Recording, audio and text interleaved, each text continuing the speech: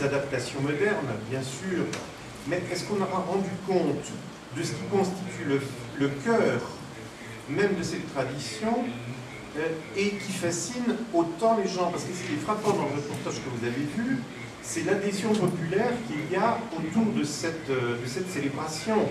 Même si peut-être beaucoup de ces gens-là ne vont pas à la messe tous les jours, peut-être ce jour-là, particulièrement, ils sont comme fascinés par ce spectacle du feu qui embrase leur cité, enfin heureusement pas, qui ne la brûle pas, mais du feu qui se déclenche devant cette église. Alors là, on touche à quelque chose qui est, à mon avis, très central dans tout ce qui concerne l'imaginaire, c'est le rapport avec les éléments, c'est-à-dire avec ce que Bachelard avait bien analysé, c'est-à-dire l'eau, l'air, le feu. Et ici, eh bien, nous touchons à un symbole très fort qui est une sorte de feu mis en drame. Il y a une sorte de drame du feu, il y a une sorte de dramaturgie du feu. Et cela parle au-delà, je dirais, de toutes les justifications, de toutes les légitimations culturelles, voire religieuses, puisque le prêtre explique, donne une interprétation allégorique de ce feu, etc. Mais il n'empêche que ce qui est le plus central, c'est ce qui est vécu. C'est ce qui est vécu et ce qui est de l'ordre du symbole. Oui, très bien. C'est-à-dire que nous sommes là, au cœur de la tradition, et probablement de ce qu'il faut bien appeler, avec Gilbert Durand, une sorte de structure anthropologique de l'imaginaire, quelque chose qui relève essentiellement du rite, même si le rite, ici, s'accompagne d'explications textuelles.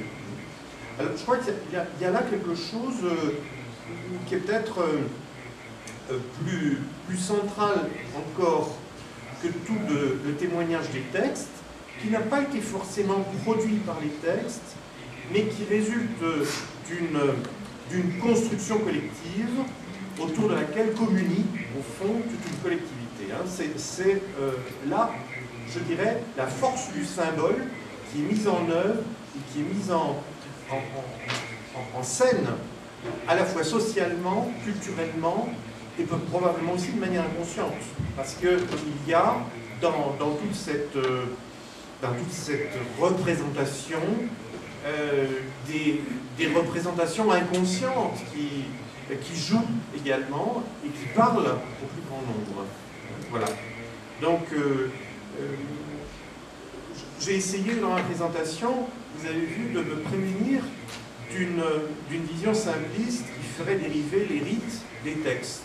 Je crois que c'est plus complexe que cela, mais il y a dans les textes des images latentes qui se mettent probablement en résonance avec des rites qui contiennent ces mêmes images, et celle du feu est probablement pour Saint-Antoine une des plus centrales. Et c'est probablement autour de cette image du feu que cette vie de Saint-Antoine se reconstruit selon les époques et selon des logiques d'adaptation à des cultures souvent différentes, parce qu'elle n'est pas fêtée de la même manière partout de cette façon-là. Mais il y a des accents, il y a des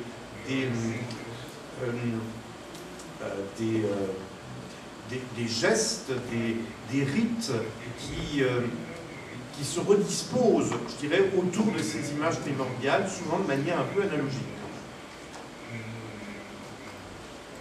Voilà, j'ai essayé de refaire très vite, mais bon, mais c'est évidemment une question de fond, cette importance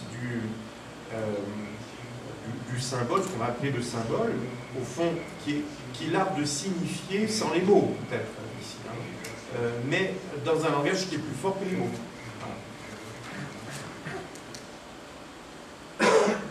C'est la définition même du mythos, du mythe par opposition au logos, que le mythos est probablement plus primordial dans des rites comme ceux-là que, a priori, le logos.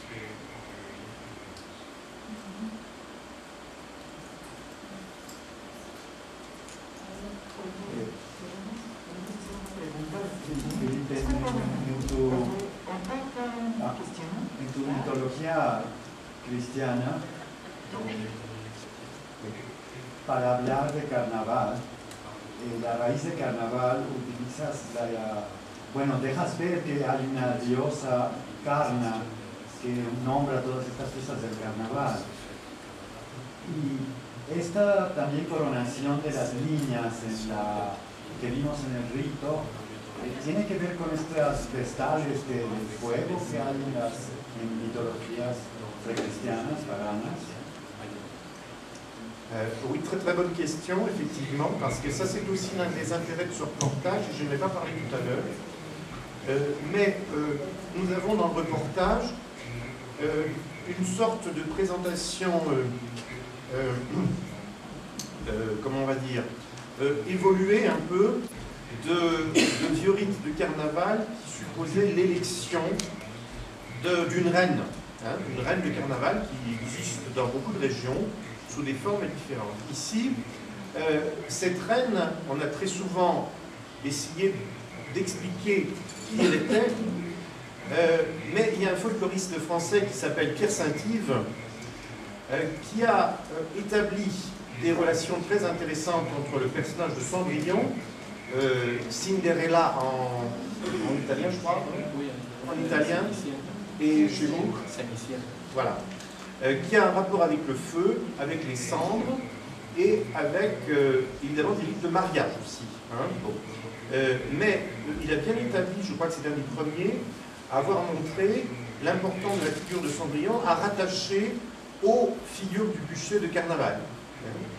Et alors, à ce moment-là, on peut mener une enquête encore plus systématique de type comparatiste, et peut-être s'interroger sur, comme vous dites, les personnages des Vestales, les gardiennes du feu dans la tradition antique, qui se retrouvent d'une certaine manière curieusement réactualisés dans ces rites de Saint-Antoine. Moi je crois qu'il y a effectivement, à travers cette présence, disons, féminine, ici de ces jeunes filles dans le... Je n'ai pas compté combien elles étaient, mais il y a aussi peut-être une symbolique du nombre à voir de manière très précise, pour comprendre un petit peu l'analogie ici de ces rites et surtout les permanences souterraines qu'il peut y avoir dans les traditions. Non pas que ces rites-là viennent évidemment en direct de la Rome antique, mais elles se sont en quelque sorte conservées dans ce patrimoine de représentation fondamentale qui s'appelle les archétypes, etc. Et elles sont restituées, elles font une sorte de résurgence dans des contextes culturels, évidemment à une grande distance géographique et temporelle de ceux que nous connaissons, hein, les Vestales de la Rome antique. Mais moi je suis tout à fait d'accord pour accepter cette analogie, et je rajouterais personnellement donc personnage de conte populaire comme Cendrillon, hein, avec l'image des cendres qui est ici aussi très très importante et qui permettrait de reconstituer une mythologie très riche autour de cet ensemble rituel.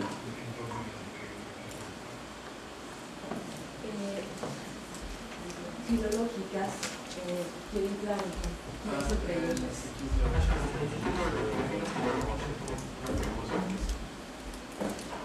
¿Cómo se hace?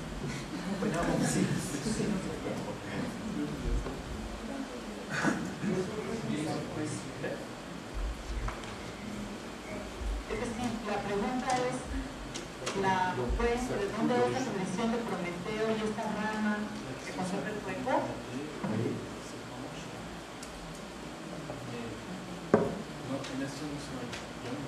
De l'origine de la... Oui, ça va avec Prométhée d'origine, mais j'ai ¿Tú pas oyes? entendu, no escuché. ¿Cuál fue la pregunta? No oímos la pregunta. C'est sur les No, pero si tú lo oíste, tradúcelo al francés. Aquí no se oye nada.